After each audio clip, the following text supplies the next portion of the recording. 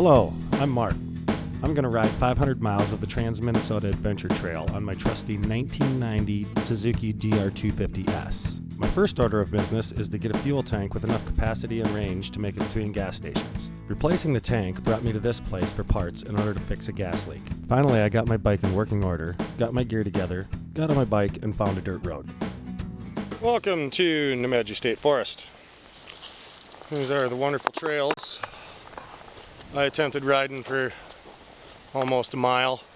But why take the rough old trail when there's a perfectly good road right here?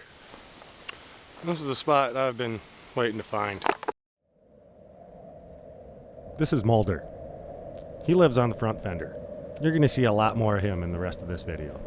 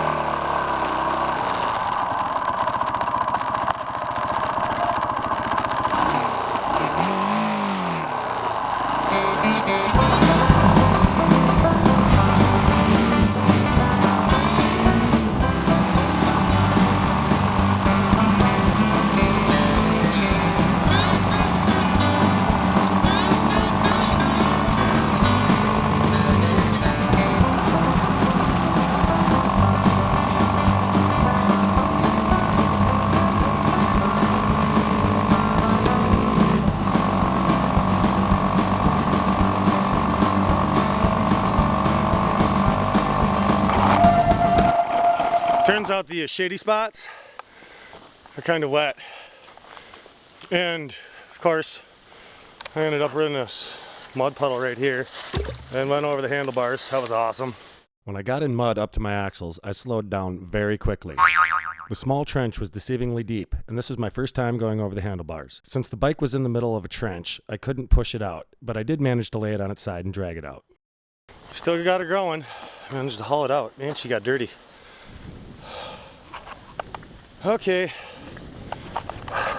After getting stuck in yet another enormous mud puddle, I got back on the road, filled my dirty bike up with gas, got a bite, camped for the night, and found some more dirt roads the next day.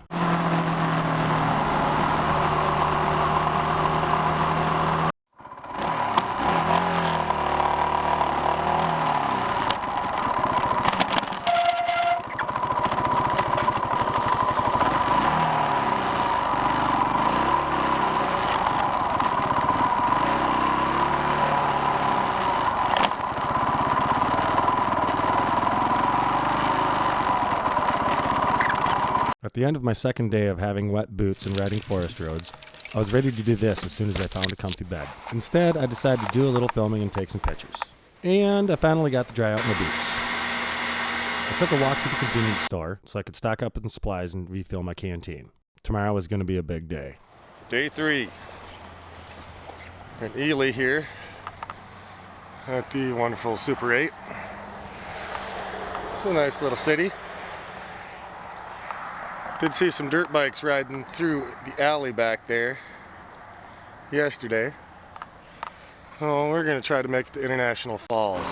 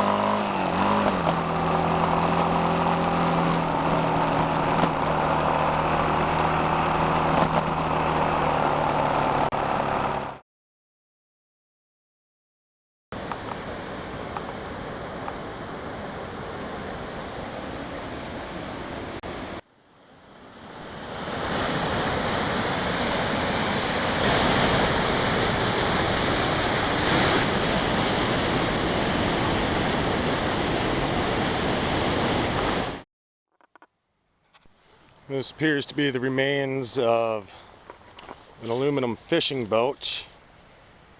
Really makes me wonder if the captain of this vessel here attempted to go down Vermilion Falls. Because I would imagine this is how the craft would look after such an attempt.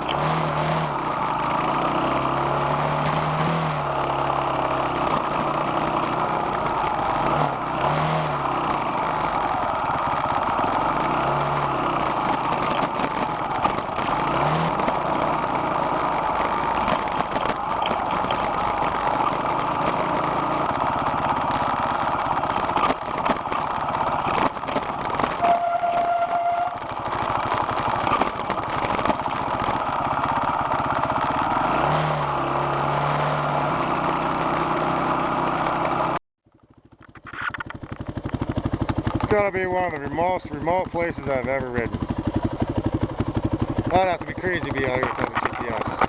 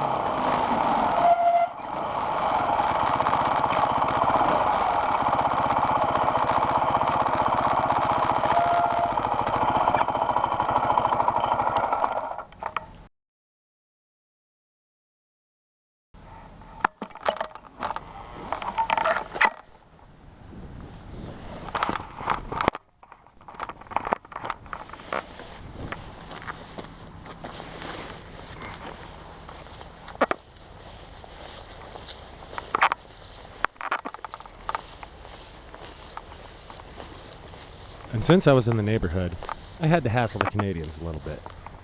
Hey, hosers! I missed.